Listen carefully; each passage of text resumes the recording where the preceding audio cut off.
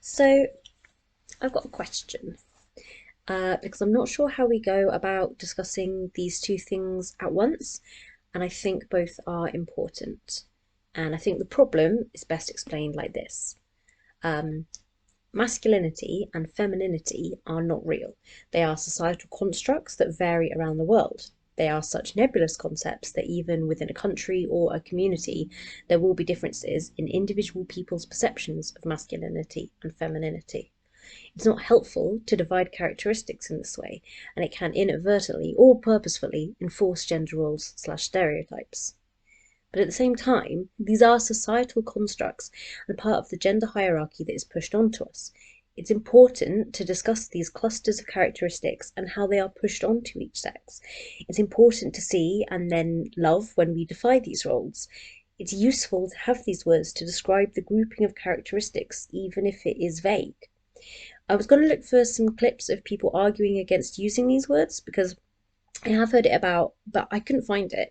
I'm fairly certain it was an older British lesbian, and it was in one of those like YouTube kind of Zoom calls that there have been over the past couple of years.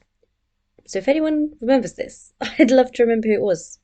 I think it might have been Sheila Jeffries, but it also might not have been. Anyway, I believe that both sides of this philosophical coin are really important to working on breaking away from gender roles.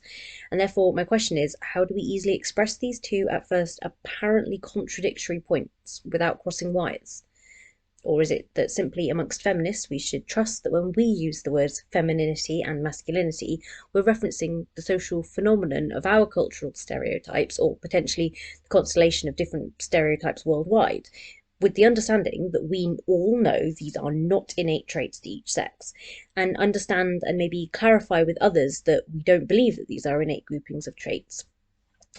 Because I see a lot of this in other groups, for example, like TRAs are nominally against sexism, but they often hold that femininity and masculinity are very important and quite innate to a person.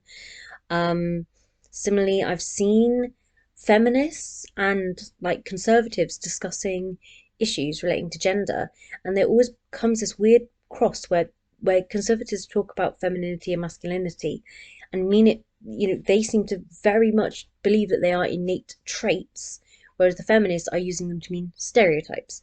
So is it just that amongst ourselves we don't need to explain, but then when we're discussing with people maybe outside our bubble, we need to be a bit more clear about exactly what we mean?